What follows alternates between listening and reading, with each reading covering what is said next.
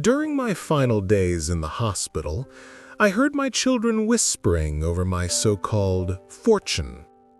Mark was already dividing the properties, and Claire was arguing about jewelry she'd never worn. They thought I was unconscious, a signature waiting to happen.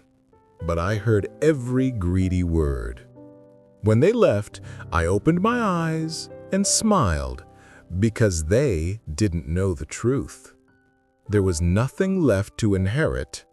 I had already donated everything.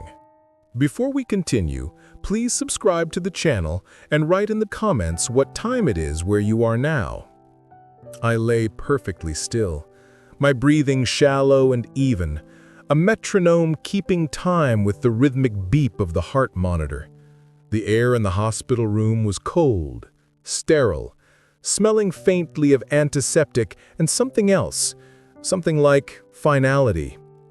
Through my closed eyelids, the fluorescent lights painted a dull red glow. It was the perfect stage for the final act of my life, or so my children believed. The brokerage account alone should cover the estate taxes, my son Mark whispered. His voice, usually booming with unearned confidence, was a conspiratorial rasp. The house, of course, is the real prize, prime real estate. We'll have to sell, obviously. No point in either of us keeping a place that big.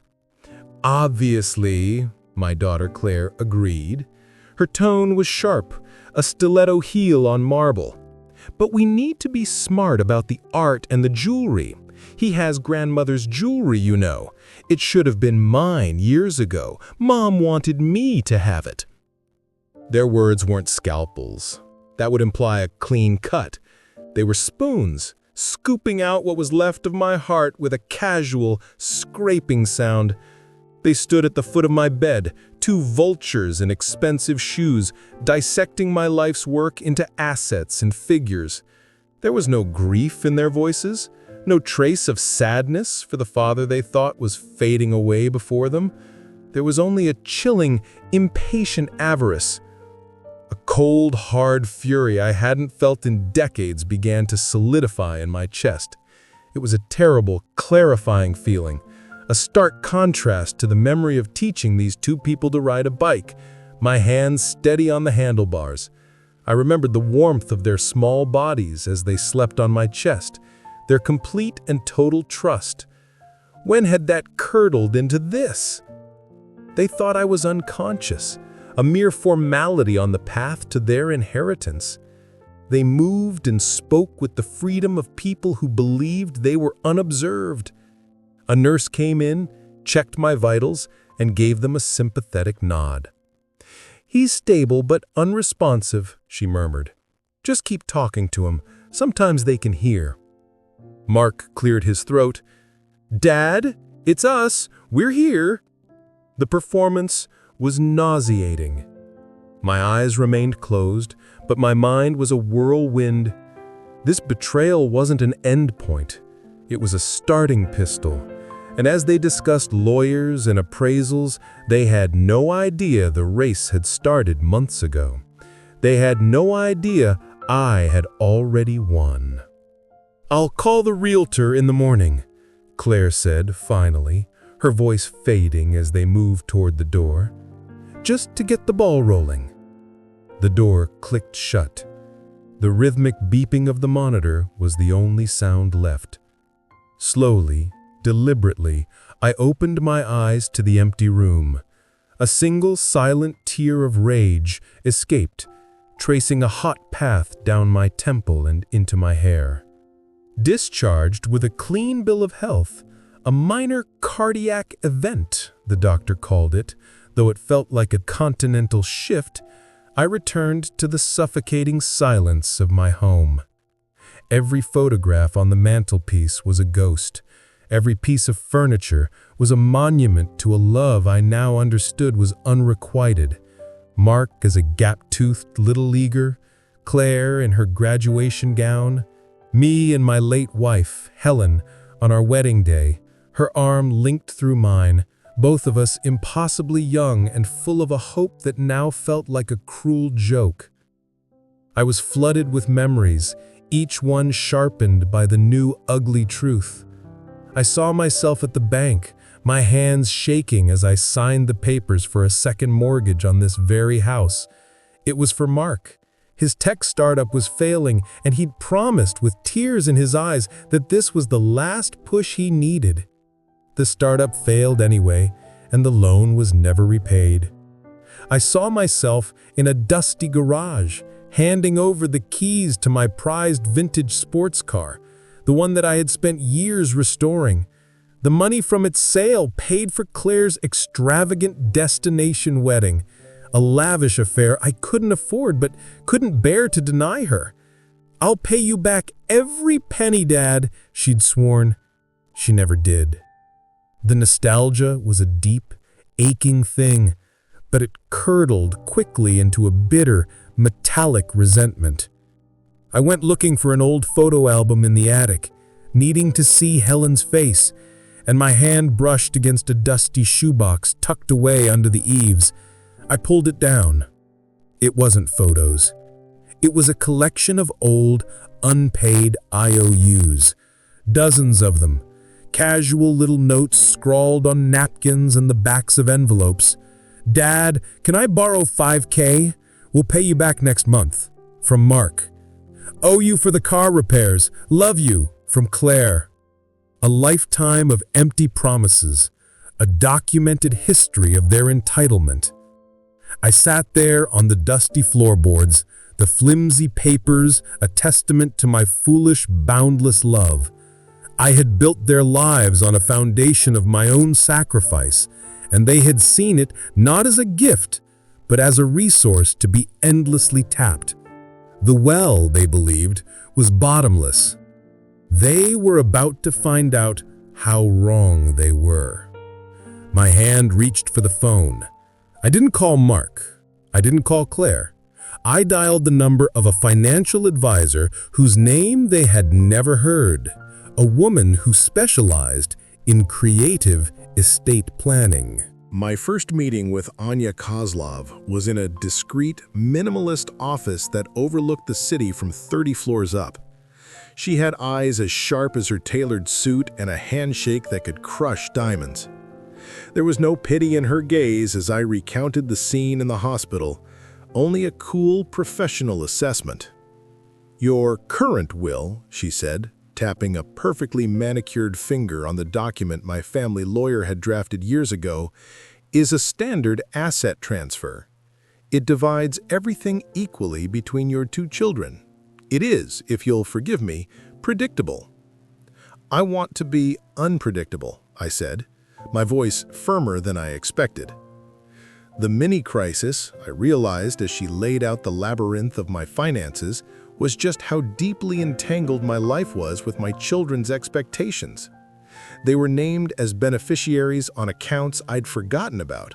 They had assumed control of family trusts Helen had set up for them, trusts they'd already borrowed against. Untangling it all would be a monumental task. But as I spoke, laying out my idea, a surge of empowerment washed over me. I wasn't a victim petitioning for revenge. I was the architect of my own legacy, finally taking control of the blueprints. "This isn't a new idea, is it, Samuel?" Anya asked, leaning forward. Her perception was unnerving. "No," I admitted. The twist, the real truth, was that this was not some vengeful whim born from a hospital bed. For years, Helen and I had quietly planned to establish a major charitable foundation in her name. We wanted our life's work to mean something more than a bigger house for Mark or a more luxurious vacation for Claire. We wanted it to be a force for good. Her sudden passing had put the plans on hold, and my own grief had made me complacent. My children's greed was simply the final, clarifying push I needed. It was the permission I hadn't realized I was waiting for. I explained the vision, a foundation focused on community, on lifting up the forgotten, on funding literacy programs and music scholarships, everything Helen had been passionate about. Anya listened, her expression unreadable. When she finished, she was silent for a long moment. She picked up a pen, turned my old will over to its blank side, and began to sketch a flowchart. She was no longer just a financial advisor. She was a co-conspirator. A slow, approving smile spread across her face. "This isn't just a will, Samuel," she said, her voice dropping with admiration. "This is a masterpiece." Before I dismantled my life's work, I needed one final, irrefutable piece of evidence. I needed to confirm the depths of their avarice, to know in my bones that my course of action was not just justified, but necessary. So, I set a small, calculated trap. My sister, Carol, is a wonderful woman, but she can hold a secret about as well as a sieve can hold water. Over our weekly lunch, I let my voice tremble just a little. I confessed I was worried about my finances, that I was feeling a bit vulnerable. Then, I played my card. "You know that little plot of land Pop left me out by the old highway?" I asked, swirling the dregs of my iced tea. "It's just been sitting there for years, but a developer called me, out of the blue. He made a surprisingly generous offer." I named a figure that was preposterously, unbelievably high. Carol's eyes widened. "Samuel, that's wonderful." "I don't know," I sighed, feigning confusion. "It's all so complicated. Mark and Claire are so much better at this sort of thing than I am." The bait was in the water. I felt a grim, detached curiosity as I waited for the ripples to reach them. I didn't have to wait long. The first call was from Mark. It came less than 3 hours later. "Aunt Carol told me the good news," he boomed, his voice dripping with a sudden, cloying concern. "Dad, you can't handle this alone. These developer guys are sharks. You need me to look at the contract to make sure you're not getting ripped off." An hour after that, Claire called. "Daddy, darling," she cooed, her voice like poisoned honey. "I was just talking to a friend in commercial real estate. She said that area is about to explode. You can't just accept the first offer. You need someone to negotiate for you. We can't let them take advantage of you." We. The word choice was telling. My heart should have broken. It should have shattered into a million pieces. But all I felt was the cold, hard certainty of a surgeon about to make a necessary incision. Their greed, I realized, had almost a physical scent, like ozone before a lightning strike. And it was suffocating. I played my part beautifully. I was the befuddled, grateful widower. I told them I was so relieved that I didn't know what I would do without them. I agreed to let them handle the negotiations. I emailed them the falsified offer letter Anya had helped me create. The hook was in. Now, all I had to do was let them pull and watch them expose their own natures in the process. They arrived for a family meeting that weekend, a united front of predatory concern. They spread spreadsheets across my dining room table, the one where we'd celebrated decades of birthdays and holidays. Mark had a color-coded projection of potential profits. Claire had a portfolio on the developer, complete with notes on how to apply pressure. The mini-crisis wasn't their plan, but the sheer, transparent force of their attempt to strong-arm me. It was a performance for an audience of one, and it was breathtaking in its audacity. "If we play this right," Mark said, pointing to a number in a bold red font, "we can leverage this into a much larger deal. We could even form our own LLC to manage the asset." "We need to counter immediately," Claire insisted, flipping through her notes. "Show them we're serious. Demand an additional 20% and a faster closing date." I sat at the head of my own table, a patriarch in a kingdom under siege, and felt a profound sense of loneliness. They didn't see me. They saw a name on a deed, a roadblock to a payout. The emotional beat wasn't anger anymore. It was a deep, hollow sorrow for the children I had lost long before I ever set foot in that hospital. I let them talk for nearly an hour. I listened to them debate strategy, bicker over percentages, and plan the triumphant spending of money that didn't exist. I let them build their castle of greed, brick by imaginary brick. Finally, when they paused to look at me, expecting my grateful compliance, I gave them a small, sad smile. "That won't be necessary," I said softly. Mark frowned. "What do you mean, Dad? This is a huge opportunity. We can't let it slip away." "There is no developer," I said. The silence that followed was absolute. "There is no multi-million-dollar offer." Claire's smile froze, then cracked. "What are you talking about?" "I accepted their offer last month. They paid exactly $1, the standard fee for a charitable land transfer. The deal is already closed. I will never, for as long as I live, forget the look on their faces. It was a mask of pure, unadulterated fury, of disbelief curdling into raw hatred. They hadn't just been outmaneuvered, they had been played, and their own greed had been the instrument of their humiliation. They stared at me, the useless old man, as if seeing me for the first time.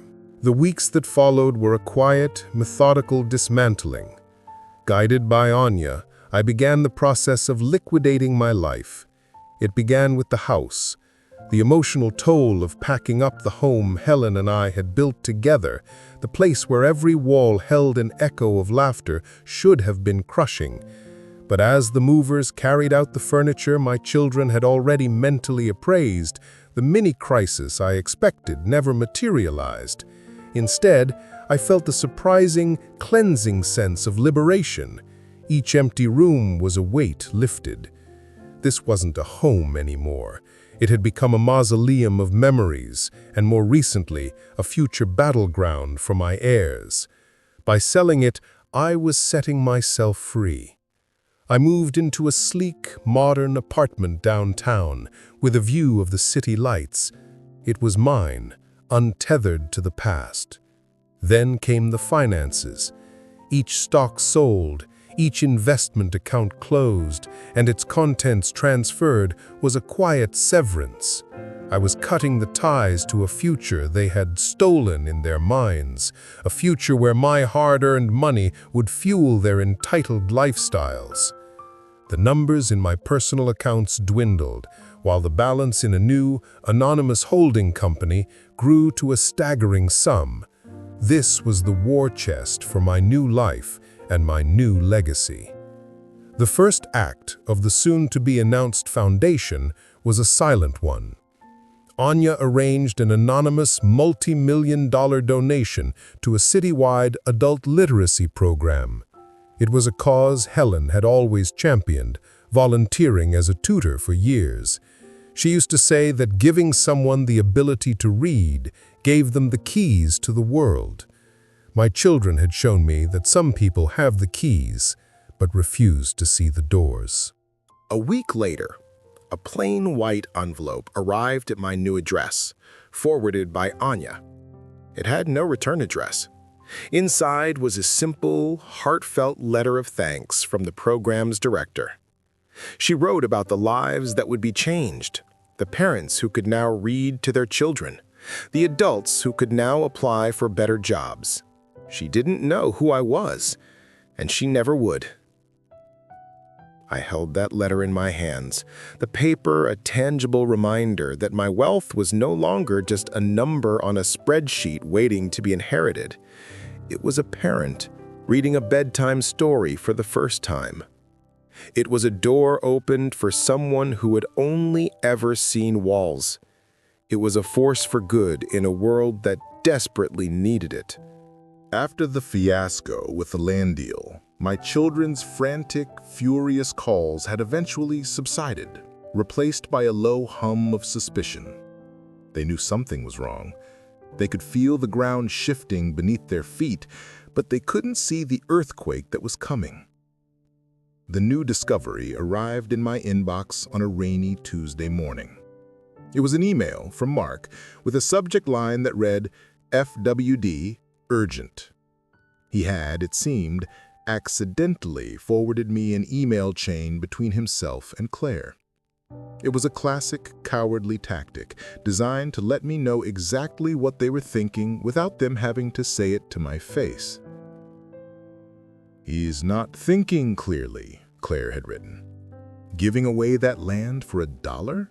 That's not rational behavior. Someone is getting in his ear." Mark's reply was even chilling. "It's more than that. I think he's losing his mind. Or this new advisor, this Anya person, she is predatory. We need to look into getting power of attorney, for his own protection, of course." For his own protection. The hypocrisy was so profound it was almost beautiful. A flicker of the old pain hit me. The instinctual hurt of a father hearing his children speak of him with such casual cruelty. They weren't concerned, they were plotting. But the pain was quickly replaced by a cold, sharp resolve. They thought I was losing my mind? I would show them what a focused mind could really do. My response was a masterpiece of misdirection. I waited a full day. Then, I replied not to the forwarded email, but to an old, innocuous message from Mark about a baseball game. My email was cheerful, breezy, and utterly devoid of any hint that I had seen their conspiracy. I wrote about how much I was enjoying my new apartment, the freedom of not having a big house to worry about, and then the twist. "I've even taken up a new hobby," I wrote. "I've set up a small workshop to do some woodworking. It's so satisfying to work with your hands, to create something solid and real. You should try it sometime. Love, Dad." I hit send and imagined them reading it. The sheer, maddening normality of it would be more infuriating than any defense or accusation. I was ignoring them. I was happy. I was making a birdhouse. The hook came less than an hour later. A reply, this time directly from Claire, with Mark CC'd. It contained only 5 words, each one landing like a block of ice. "We need to talk. Now." They wanted to talk, but I knew their version of a conversation would be an interrogation. So, I decided to give their paranoia a new, more expensive target to chase. I went back to my sister, Carol, this time with a story of exciting new opportunities. Over coffee, I leaned in, my voice full of breathless excitement. "You won't believe it, Carol," I confided. "You know, I was a bit worried about money. Well, Anya, my new financial advisor, she's a genius. She's found the most incredible investment, an overseas art venture. I painted a picture of a collective buying rare, undiscovered masterpieces from Eastern Europe. High risk, I admitted with a conspiratorial wink, but the potential returns were astronomical. The emotional beat was a dark, almost giddy sense of satisfaction as I watched my sister's eyes widen. The bait was set once again. Within a day, I knew the news had reached them. The panicked calls began. But this time, I didn't answer. I let them go to voicemail, their messages growing increasingly frantic. I was giving them a ghost to hunt, and I knew they wouldn't be able to resist. The reveal, of course, was that the overseas art venture was just as fictitious as the property developer. The money they thought I was gambling away was in reality making its first international journey. Anya had arranged a substantial grant to a small, struggling music academy for gifted but impoverished children in a country they had likely never even heard of. Helen, a talented pianist, would have loved it. The consequences began to escalate, just as I knew they would. Mark and Claire, convinced I was being swindled by a foreign cabal, pooled their money I now knew they didn't really have, and hired a high-priced international law firm to investigate my finances. Their greed had become a self-inflicted wound, bleeding them dry as they chased a phantom I had created. The checkmate came a month later, in another accidental email. Their lawyer, a man with an impressive hourly rate, had clearly hit a dead end. In an email to Mark, on which he had carelessly copied me, he laid out his frustrations. His tone was terse, his language clipped. He concluded, "After extensive investigation, we can find no evidence of the art venture you described. Your father's recent large-scale financial activities do not appear to be investments at all. From what we can trace through international banking codes, they appear to be charitable." The pressure of the wild goose chase and its mounting legal bills began to do what I never could. It fractured their alliance. The united front of greed they had presented at my dining room table crumbled into acrimony and blame. I discovered this on a quiet evening when I stopped by my old house to pick up the last box of Helen's books from the study. I had arranged for Mark to meet me, but as I walked up the familiar stone path, I heard raised voices from inside. I paused by the front door, concealed by the shadows of the large oak tree we had planted when they were children. "This is your fault." Claire's voice was sharp, hysterical. "You and your ridiculous idea to hire that lawyer. We've wasted thousands chasing nothing." "My fault?" Mark shot back, his voice a low growl of fury. "You're the one who kept saying he was being manipulated. You're the one who spooked him after the land deal. If you had just played it cool, we could have controlled the situation." "Controlled him? He's giving everything away, you idiot, while we're drowning in debt." I stood there in the dark, the box of books heavy in my arms, and listened to them tear each other apart. The emotional beat wasn't triumph. It was a hollow, echoing ache. These were the two children who once built forts together in the living room, who promised to always protect each other. To hear them now, spitting venom, was to witness the final ugly corrosion of their souls. And then came the reveal, the true source of their panic. "Those loans are due, Mark." Claire's voice cracked with desperation. "The bank called me again today. They were approved based on our financial projections that included our inheritance." My blood ran cold. It was worse than I thought.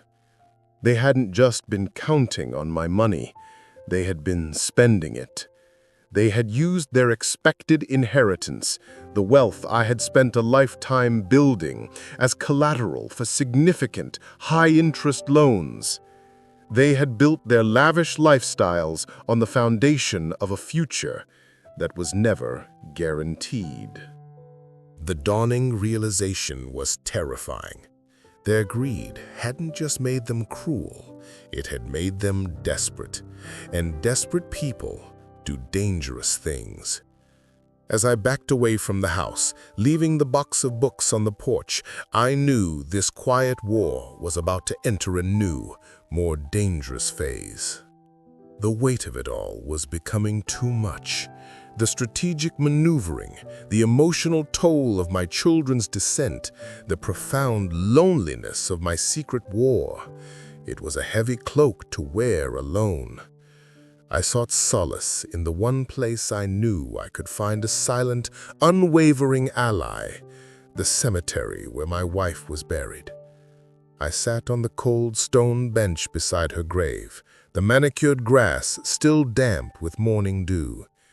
The air was quiet, peaceful, a world away from the ugly noise of my new reality.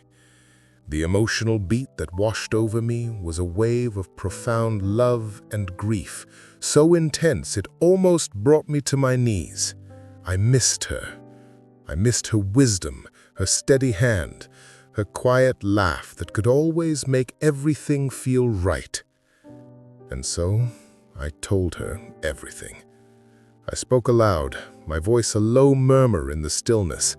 I told her about the hospital, the whispers, the land deal, the foundation. I confessed my anger, my sorrow, my fear. "I don't know if I'm doing the right thing, Helen," I whispered, tracing the cold, carved letters of her name. "But I'm doing what I think you would have wanted. I'm trying to protect our legacy from their greed." I had brought a book with me, an old volume of poetry she loved, and I intended to read to her for a while. As I opened it, a piece of paper, folded and yellowed with age, slipped from between the pages and drifted onto my lap. It was a letter, in her familiar, elegant handwriting, a letter I had never seen before. I unfolded it carefully. It wasn't dated, but I knew from the content it must have been written in the last year of her life. She wrote about her pride in what we had built together, not just our wealth, but our life. She wrote about her worries for Mark and Claire, her fear that they had come to see our success as their birthright. And then I read the lines that changed everything. She had written, "Our true legacy, my love, is not what we leave behind for them, but what we give back to the world. A fortune can be squandered in a generation, but kindness echoes forever. Don't ever let them forget why we worked so hard." Tears streamed down my face, but they were not tears of sadness. They were tears of validation, of connection.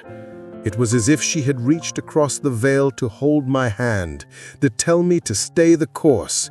The discovery of that letter wasn't a coincidence. It was a sign. I folded the letter, tucked it safely in my pocket, and stood up. The doubt was gone, replaced by a renewed, unshakable conviction. This wasn't just my plan anymore. It was ours, and I would see it through to its final, just conclusion. The time for subterfuge and shadows was over. It was time to bring my quiet war into the light. With Anya's help, I arranged a small press conference at a downtown hotel. The invitation was vague, promising a major philanthropic announcement from a newly formed charitable organization. The mini-crisis was a last-minute, gut-wrenching attack of nerves. Standing backstage, I could hear the low murmur of the reporters gathering in the ballroom. What if Mark and Claire showed up? What if they caused a scene? The fear of their inevitable public retaliation was a cold knot in my stomach. Then I felt the crinkle of Helen's letter in my pocket. I took a deep breath. This was for her. The emotional beat that followed was a surge of defiant pride. I walked to the podium not as a grieving widower or a scorned father, but as the founder and chairman of a powerful new entity. I looked out at the faces, the cameras, and I began to speak. I spoke of my wife, Helen Vance. I told them about the woman she was, her generosity, her belief in community, her unshakable integrity. I spoke of our shared dream, a dream to create a legacy that would outlive us both. "And so, it is my profound honor," I said, my voice clear and strong, "to officially announce the launch of the Helen Vance Foundation for Community Empowerment." A polite ripple of applause went through the room, but I wasn't finished. The twist was yet to come. "The foundation is endowed with the entirety of the Vance family estate," I continued, letting the words hang in the air. "And we are wasting no time. I am thrilled to announce our first major initiative." I paused, locking eyes with the camera from the local news station. "Effective today, the foundation will provide the full and complete funding for a new state-of-the-art pediatric wing at City General Hospital." There was a collective gasp. I saw reporters scribbling furiously, photographers' flashes popping like fireworks. City General was the very hospital where my children had stood over my bed and carved up their inheritance. Now, their inheritance would be used to save the lives of sick children within those same walls. The poetry of it was exquisite. That evening, I watched the local news from my apartment. They showed a clip of my speech, followed by an interview with the jubilant hospital administrator. And then, the camera cut to an image that will be burned into my memory forever. It was a file photo of my family at a charity gala years ago. Me, Helen, and standing on either side of us, Mark and Claire, their faces a mask of frozen, horrified disbelief. The whole city now knew what they had lost. A week after the press conference, I summoned Mark and Claire to Anya's office for the final act. They arrived separately, a clear sign their alliance was completely shattered. The air in the glass-walled conference room was thick with a toxic blend of resentment and apprehension. They wouldn't look at me. They wouldn't look at each other. They stared out at the city skyline, their jaws tight. I felt no glee, no triumphant surge of victory. The emotional beat was a quiet, somber resolve. This wasn't a celebration. It was a necessary, painful amputation. Anya began by confirming the legal realities. She explained, in calm, dispassionate terms, that my will had been irrevocably changed. My assets had been transferred to the foundation. There was nothing left for them to inherit. Mark flinched as if struck. Claire's knuckles turned white as she gripped the arms of her chair. When Anya was finished, they both finally turned to look at me, their eyes full of a terrible, unspoken question. They were waiting for the gloating speech, the final verbal twist of the knife. I would not give it to them. Instead, I pushed a single heavy object across the polished mahogany table. It was a large, leather-bound book embossed with the gold seal of the Helen Vance Foundation. "You're wrong," I said, my voice soft but firm. "I have left you an inheritance. This is it." Mark opened the book with trembling hands.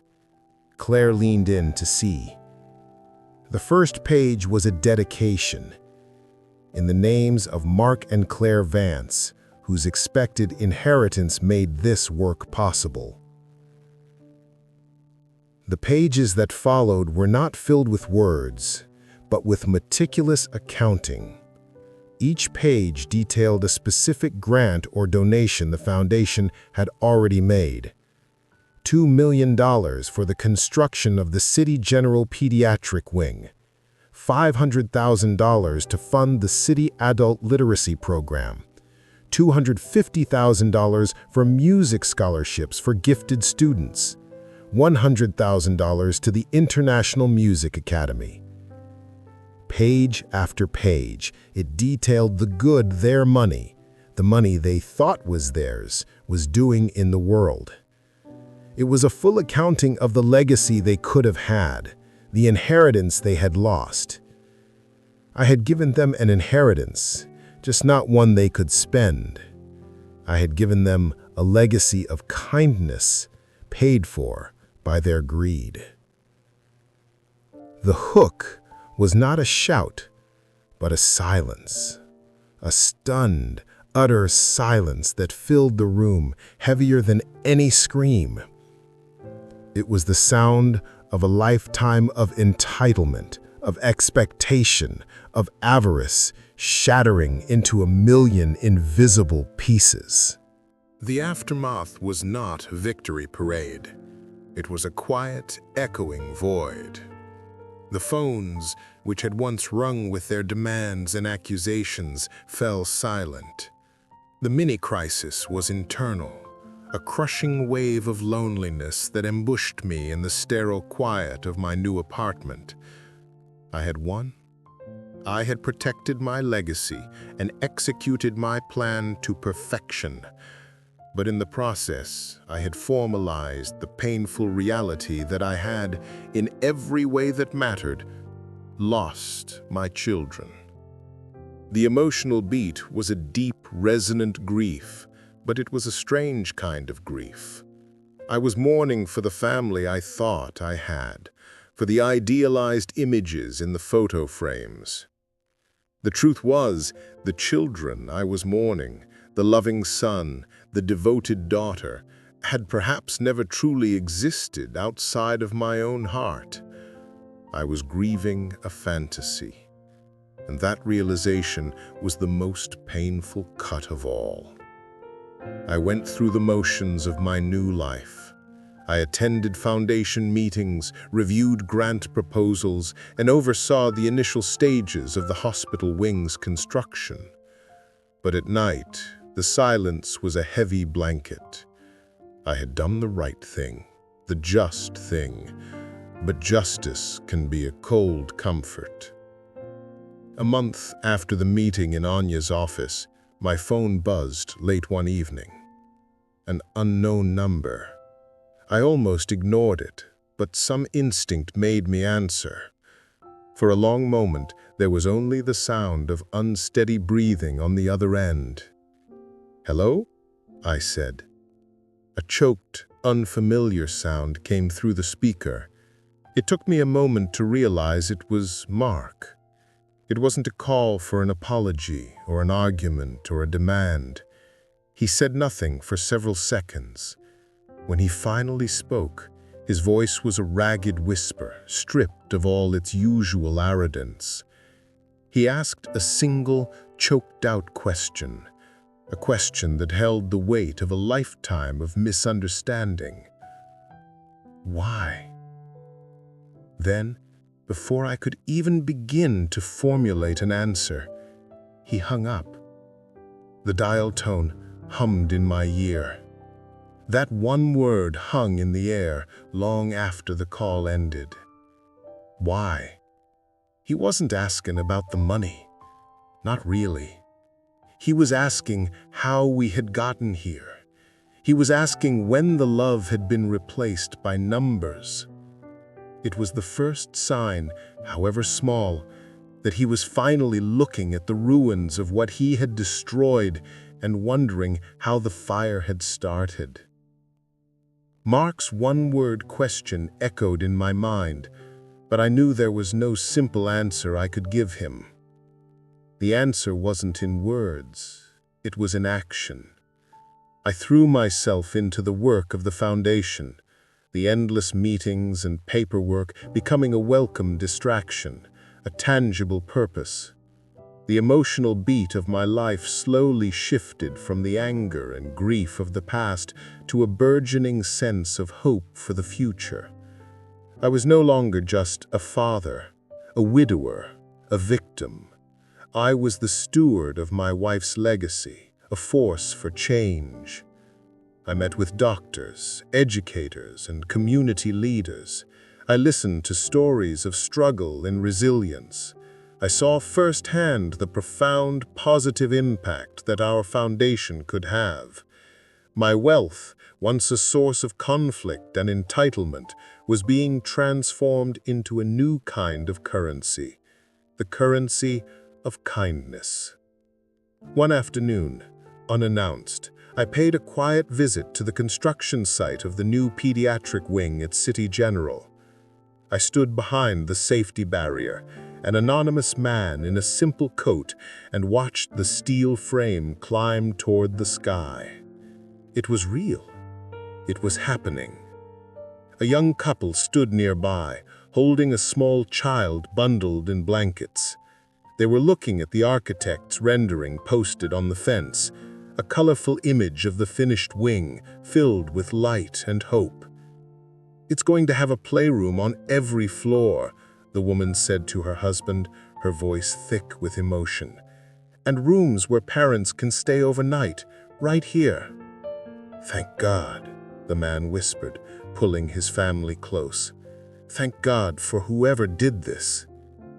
I watched them, my heart aching with a feeling that was both sweet and painful. The reveal, in that quiet moment, was for me alone. This was my inheritance. Not the money, not the buildings, not the power. It was this immeasurable sense of relief on a stranger's face. This was the legacy Helen had wanted.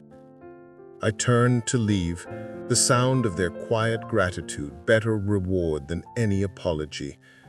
And for the first time in what felt like a lifetime, a small, tentative, and utterly genuine smile touched my lips.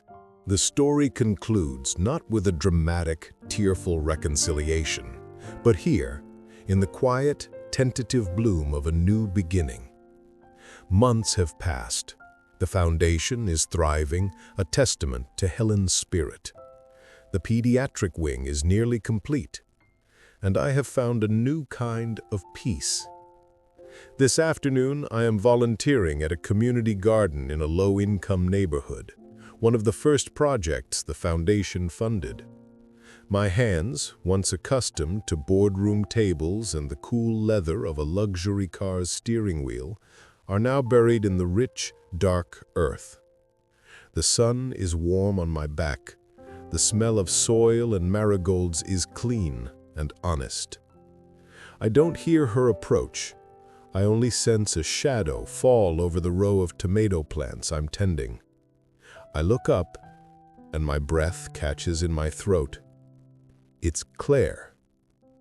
She looks different, thinner. The expensive, perfectly tailored clothes have been replaced by simple jeans and a worn sweater. The hard, defiant mask she always wore is gone, and in its place is an expression I can't quite read. Weary, uncertain, but no longer angry. We don't speak. The silence stretches, filled only by the buzzing of bees and the distant shouts of children playing. I expect an argument, a plea, a demand. I am prepared for anything but the silence. Then she bends down. She wordlessly picks up the small, discarded trowel from the dirt beside me. She hesitates for just a moment, then plunges it into the soil and begins to weed the row next to mine. The emotional beat is not a sudden swell of forgiveness, but a quiet, cathartic release, like a breath I didn't know I'd been holding for 30 years. The justice is complete. It was firm, but it was not cruel. They lost a fortune, but in its place, they have been given something else. A chance. An opportunity to find their own souls, to build something of their own, not from my money, but from the ruins of their choices. We work side by side, two strangers who share a lifetime of memories. The final reveal is not for her, but for me. As I watch my daughter's hands tending the soil, I realize that my true inheritance was never the money or the houses or the stocks. It wasn't something I could give or have taken from me. My true inheritance is this feeling, right here, right now. The warmth of the sun, the good ache in my muscles, and the fragile, tentative possibility of a new seed planted in silence, beginning to grow. It is peace, and it is all mine.